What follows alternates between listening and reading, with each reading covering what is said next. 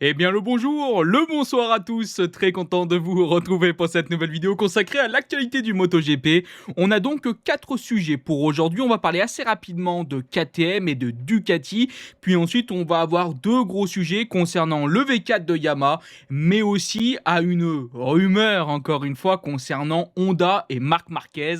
Vous allez voir, c'est croustillant. Je voulais aussi vous dire un grand merci par rapport à la toute dernière vidéo et au message que j'ai fait justement par rapport à ça dans l'onglet communauté de la chaîne. Merci pour tous vos gentils messages, ça m'a fait énormément plaisir et ça me tenait à cœur de vous dire aussi un petit mot en vidéo. Bref, allez, assez parlé, on passe à nos sujets. Et on va donc démarrer par le constructeur autrichien. Alors, c'est une surprise, je pense, pour personne. KTM a eu une saison, une année 2025 très compliquée. Dans un premier temps, dans la première partie de saison, on a évidemment énormément parlé de la situation économique de la marque, pas que du projet MotoGP, mais de la marque dans son ensemble. Bon, vous avez suivi, je pense, toutes les informations qu'on a pu avoir au fil de l'année. Bref, c'est parti dans tous les sens. Il y a eu des moments où on s'est véritablement posé la question si la marque KTM allait survivre. Dans un second temps, on a eu l'impression qu'il y avait, entre gros guillemets, des bonnes nouvelles par rapport à la continuité de la marque et au projet MotoGP. Et ces derniers temps, on a l'impression que de nouveau, on est tout simplement en difficulté. Alors, on se pose toujours de grosses questions par rapport à la continuité de KTM post-2026, parce que oui, c'est officiel, KTM va rester en MotoGP bien sûr la saison prochaine, ils vont participer à la saison. Par contre, pour le prochain règlement technique, à partir donc de la saison 2027, là il y a toujours de très très grosses interrogations si oui ou non KTM va continuer en MotoGP. C'est le PDG de KTM, Gottfried Neumeister, qui a donc déclaré qu'ils étaient en train de rechercher un investisseur qui prendrait en charge environ 30% des coûts d'exploitation. Il a par contre souligné que KTM garderait toujours le contrôle de son programme de course. Bref, on essaie de trouver un ou peut-être des investisseurs pour essayer de soutenir la marque KTM, pour aussi derrière évidemment soutenir le projet MotoGP. Alors, il y a eu aussi d'autres rumeurs, on en parlera sûrement je pense dans une autre vidéo, mais il y a aussi des rumeurs sur un possible rachat de KTM par une marque chinoise, avec aussi possiblement un investissement de la Chine plus prononcé donc en MotoGP, avec possiblement donc leur arrivée avec un constructeur, avec le rachat de KTM, mais aussi possiblement leur arrivée au calendrier. Mais comme je vous l'ai dit, on en parlera là dans une autre vidéo. Là pour l'instant, on est concentré sur quelque chose de plus concret, la recherche d'investisseurs de KTM pour essayer de survivre globalement. Bon, pour conclure ce sujet, malheureusement, KTM ne va toujours pas très bien, en tout cas pas aussi bien qu'on le voudrait, surtout avec cette fin de saison qui a été quand même, je trouve, assez flamboyante et assez intéressante, surtout avec par exemple un Pedro Acosta qui a vraiment tiré son épingle du jeu et qui a vraiment tiré la marque vers le haut. On aimerait être sûr que KTM va continuer en MotoGP et qu'ils vont aussi pouvoir pondre un très bon projet avec le nouveau règlement technique. Malheureusement, pour l'instant, les incertitudes sont toujours de la partie. Maintenant, on va donc parler de Ducati et il y a un lien avec le précédent sujet. On va aussi revenir sur le nouveau règlement 2027.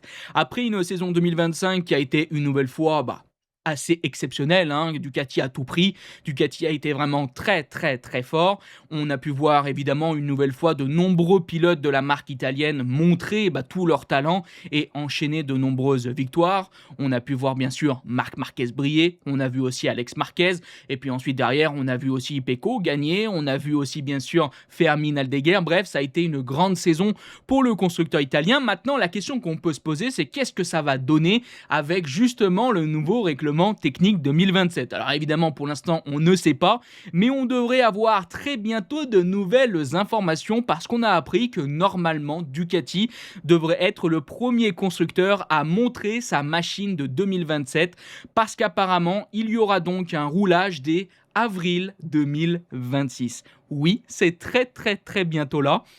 Et j'ai vraiment hâte de voir ce que ça va donner, parce que vous le savez, ce nouveau règlement technique, il est censé, je vais dire ça comme ça, il est censé apporter un nouveau souffle à la catégorie, dynamiser la catégorie, dynamiser la baston en piste, permettre d'avoir plus de dépassements. Bon, je reste assez dubitatif, j'ai beaucoup d'espoir, je croise les doigts, mais voilà, moi j'ai très très peur d'un coup d'épée dans l'eau, mais bon, on verra tout ça lors de cette fameuse saison 2027.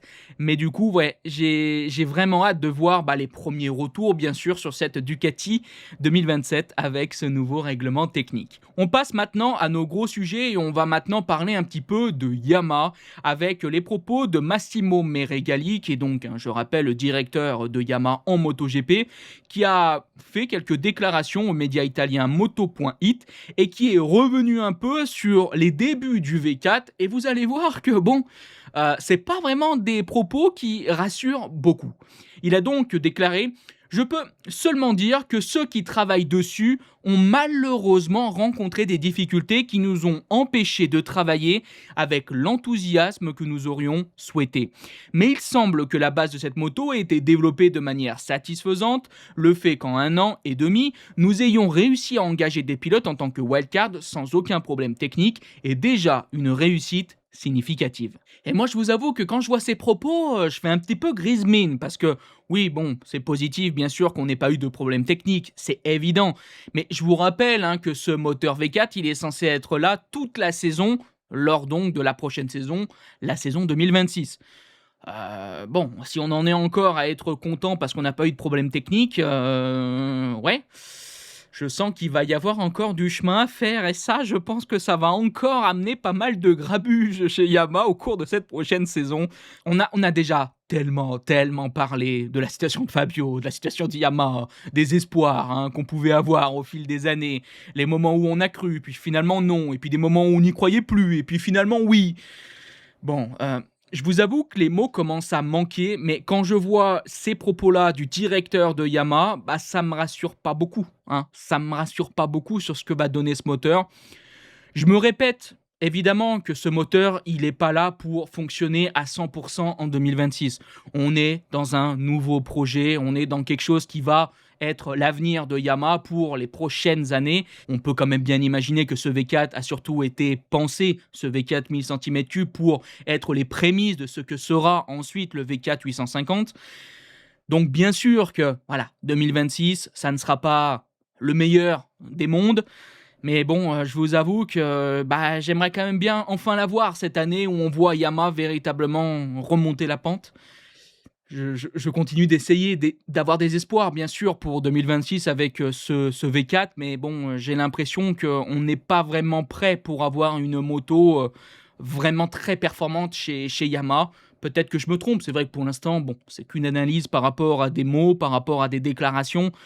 Ça, c'est pas ce qui est concret. Et de toute façon, on verra ce qui est concret en 2026. Mais bon, je pense aussi à Fabio chez Yamaha. Je pense aussi à ce qui va se passer au cours de la saison 2026 si ça ne va pas. Les déclarations, tout le bazar, bref. Je pense qu'on va être reparti dans pas mal de péripéties si justement ça se passe comme je l'entrevois. Bref, voilà un petit peu les dernières news qu'on a pu avoir chez Yamaha. Je les trouve pas très encourageantes, ça me rassure pas beaucoup, mais wait and see, comme on dit, on verra déjà lors des essais de Sepang l'année prochaine.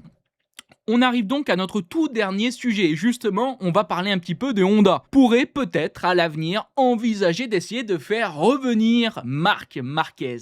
C'était évidemment l'un des départs les plus marquants en 2023. Le départ de Marc Marquez de chez Honda, il a cassé son contrat pour rejoindre Ducati Gresini. Ça a été quelque chose qui a marqué aussi l'histoire de cette saison 2025 avec le nouveau titre donc de Marquez dans la catégorie. Ça a été une histoire aussi assez rocambolesque, il y a eu beaucoup de péripéties aussi, clairement. Bref, c'est quelque chose qui a, je pense, marqué plus d'une personne. Marc Marquez a quitté Honda, les larmes aux yeux. Il a été profondément marqué parce que plus que quitter une équipe, il quittait une famille. Et si je me rappelle bien, lors d'un événement Honda ou Red Bull, je suis plus trop sûr, mais je crois que c'était Honda, mais lors d'un événement Honda, il avait aussi déclaré que voilà, il souhaitait possiblement revenir un jour chez Honda.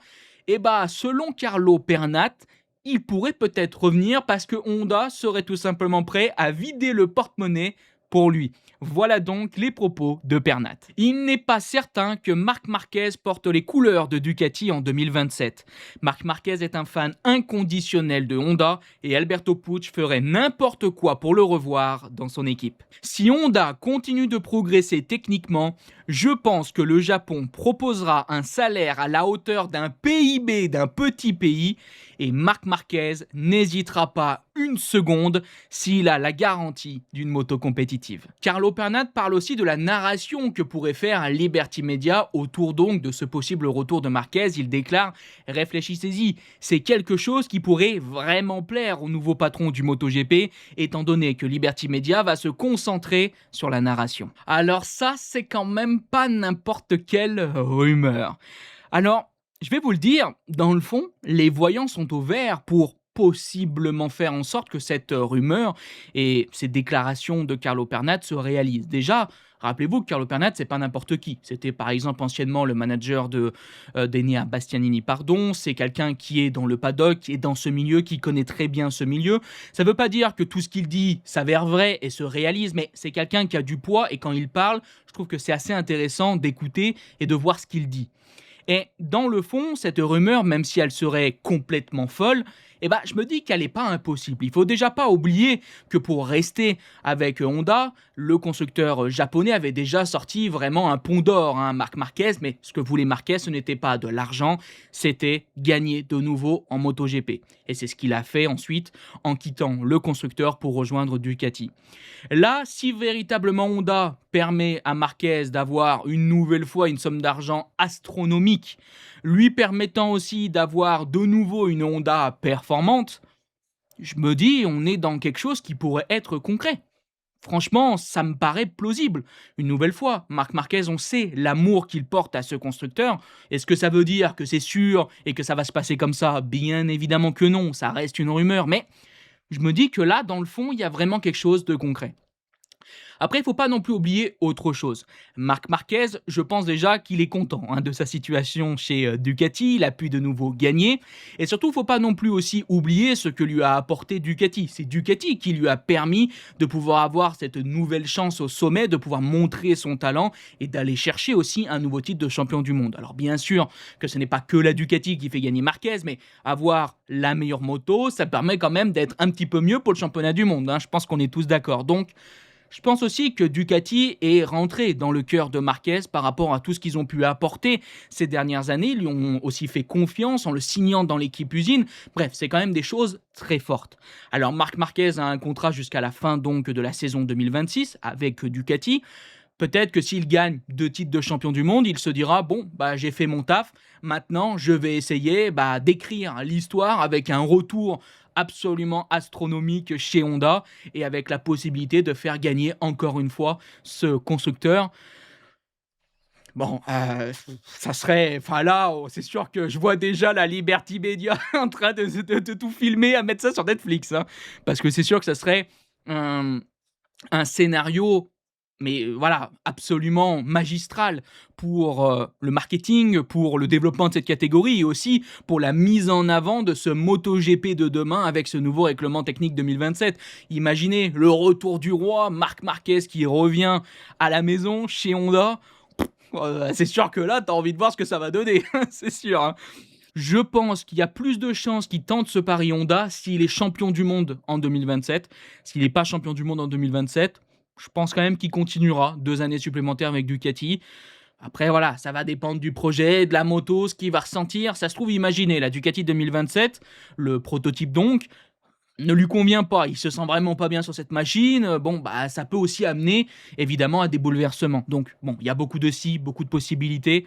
Mais je trouve que c'est une rumeur intéressante, d'une personne intéressante. Et je pense que derrière tout ça, il y a aussi véritablement des choses qui peuvent se concrétiser. Donc, j'avais envie de vous en parler. Bref, n'hésitez pas à me donner votre avis en commentaire si vous pensez que ça peut véritablement se concrétiser.